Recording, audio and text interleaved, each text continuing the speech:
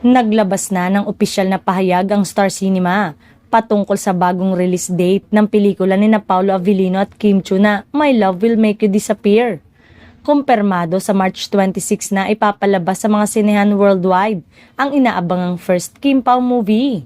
Sa inilabas na official statement ng Star Cinema ngayong araw, ay sinabi at ipinaliwanag nila ang tungkol sa new playdate ng movie ni Kim Chiu at Paolo Avellino. The film will now appear in cinemas worldwide starting March 26.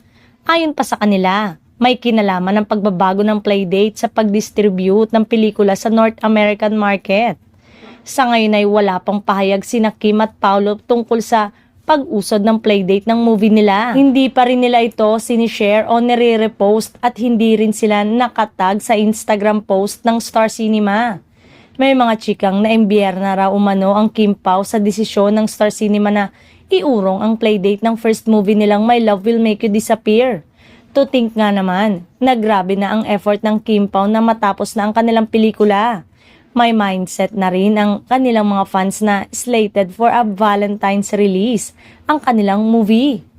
Dahil na bad trip, sa SOCMED account daw ni Paolo ay tinanggal na nito ang mga plug na may kinalaman sa nasabing proyekto.